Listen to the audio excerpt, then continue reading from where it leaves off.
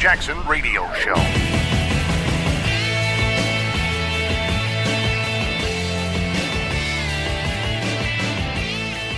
Welcome back, everybody. Real quick statement, what they said about Donald Trump and this whole Davos thing. But CNBC reported on this, and I played the clips earlier. Maybe we'll play them a little later. I don't like repeating stuff. So catch it, KJRadio.com, and you can hear the first segments. But here's what they said.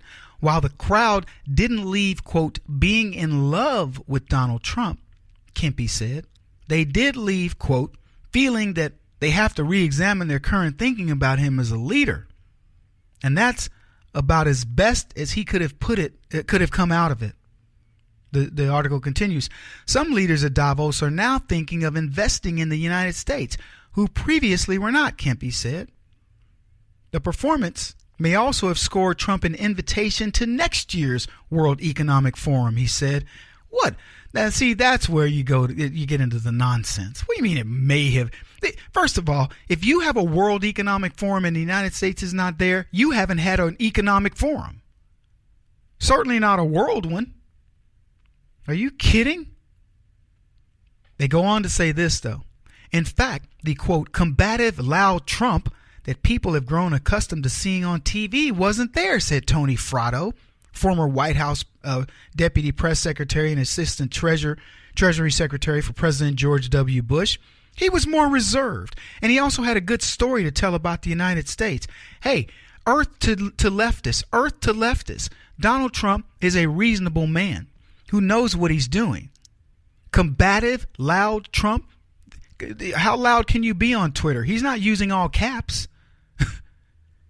Donald Trump merely protects his reputation, his brand. And let me tell you something. I don't know who the richest man in the world is right now. Maybe it is Jeff Bezos. Maybe it is Zuckerberg or one of these other leftist clowns. But I'll tell you who the guy who's got the most credibility in the world and who is worth more, maybe not on paper, than all of them combined. It is Donald Trump. That is what he's getting out of this presidency. And you can bet nobody on the left expected it, right? They thought, oh, Donald Trump's going to get in there and he's going to be a moron. He won't know what he's doing. Yeah, why? Because he went to Wharton and he took $1 million loan and built himself into a multi-billion-dollar, organization and brand, known worldwide, reality show TV star. You're fired. Everybody knows who he is, and then he takes that and becomes president of the United States and has a year one that is better than Ronald Reagan, at least according to the Heritage Institute. That's what he did. What do you think the Donald Trump brand is worth right now? What do you think Trump, I'll put it to you this way. Would you, as a CEO, let Trump run your organization? Yeah, what do you guys? Of course you would. I would. How many people do you think feel the same way? Now, ask yourself this question. How many of those people would let Barack Obama run their corporations? If you name me anybody that would let Barack Obama run their corporation, I will show you a failed company within 2 years. Guy's a moron. I've said it multiple times. I want to drive that point home. He is a first-class idiot of the highest order. Anyway, Trump rocked it in Davos.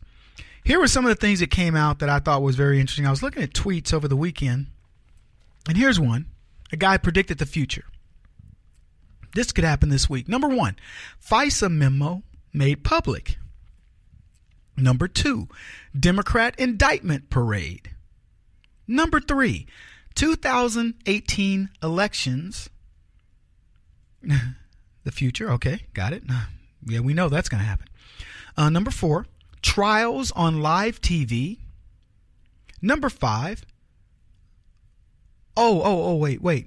No, I'm sorry. I messed it up. That's what screwed me up. 2018 elections for trials on live TV. So people are gonna see these trials on TV saying, number 4, prison. Number 5, epic Hillary prison interview. Number 6, Trump 2020 landslide. Number 7, Dow hits 33,333. I love that one. Number 8, Hillary bedside confession to everything. I thought, you know what? That's a pretty good prediction. Now, here's what's funny about this, and I've got an ongoing dialogue with a gentleman named Carl, who I like. I like Carl. Carl's a sharp guy. He just doesn't believe this is going to happen. But these are the things that are trending on Twitter, by the way. There are people saying FISA memo gets made public, Democrat indictment parade, Hillary in prison, and many others. We've seen people lawyering up. Now, here's what I'm going to tell you. The number of people lawyering up will go up likely, certainly every month leading into 2018. It's going to go up. So we had 2 lawyer up in the month of January. I expect 3 people at least to lawyer up in February. And it's a short month. I expect 4 people to lawyer up in March, and so on. And don't feel like you were out of the loop if you end up having as many as 50 people who've lawyered up in the Obama administration.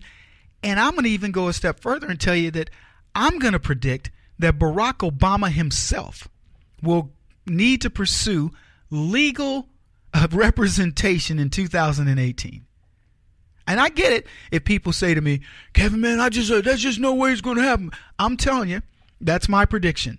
I would add to this guy's prediction that the number of people that you're going to see many, many Democrats lawyer up, including Barack Obama. And as I said to you guys before in a different broadcast, I cannot wait until Barack Obama lawyers up, and I'd love to be a fly on the wall. Any Democrat where there's a group of them, when they say the former President Barack Obama has sought legal representation at the firm of, Diddy, Cheatham, and Howe. And I'm going to go, there you go. I'm going to say it right to their faces. I told you so. The Ugandan president is smarter than America's leftist, and he understands this. Here's what he says. He says, I love Trump because he's frank. Africa can do much better. Now, this has to infuriate the liberals who say that Trump is a racist. The president of Uganda is saying Trump knows what's going on. He speaks the truth. He's unafraid to say it. And you know what? I validate what Donald Trump just said. Africa could do much better. Now, don't even get me started on Africa, because I get mad because I'm a lot of African. I told you what my DNA was. I mean, I'm all over Africa. So it angers me when I think of how great of a continent Africa could be if it ran like the United States. If they put their resources together, Africa would be, it's the richest, probably the richest continent in the world. And you talk about tourism. If Africa had its act together, the tourism alone would be enough to finance that country. Be back in a bit.